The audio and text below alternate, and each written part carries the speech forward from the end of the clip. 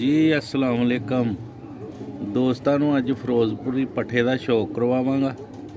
बहुत ही शानदार ਤੇ बहुत ही ਆਲਾ ਪ੍ਰਵਾਸ ਇਹਨਾਂ ਦੀ ਜੋੜ ਕੋਈ ਨਹੀਂ ਤੇ ਹੱਡੀ ਜੋੜ ਹਰ ਸ਼ੈ परफेक्ट पूरा कबूतर फिरोजपुरी ले जी जनाब कुंदे का तुहानू शौक करवाने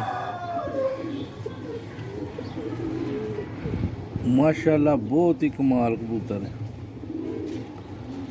लम्मी बगल बरीक तीली नावा पर वड्डा। लो जी दोस्तों अख का भी शौक करवाने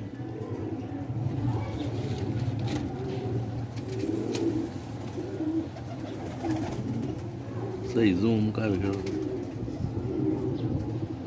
सही है। लो जनाब अख का भी शौक हो गया,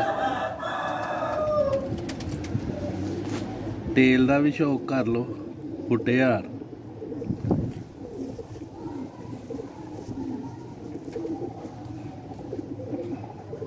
कुशक ते जामनी पंजे ने दे काले नहू ने।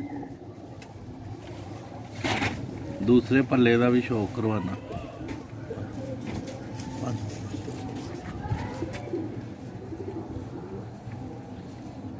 लो जनाब है दूसरा पल्ला है, बहुत ही शानदार बहुत ही आला है। बरीक तीलियां जो प्रवासी कबूतर की निशानी है,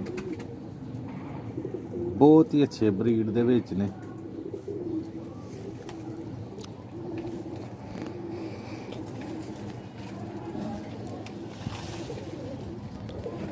बहुत ही आला क्वालिटी।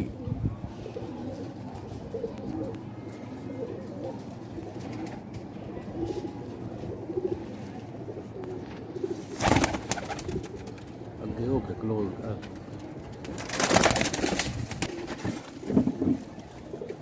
लो भाई दोस्तों शौक करो जनाब, बहुत ही आला क्वालिटी का कबूतर है। वीडियो अच्छी लगे वीडियो को लाइक करें। जो दोस्त चैनल पे नवे ने चैनल को सब्सक्राइब करें।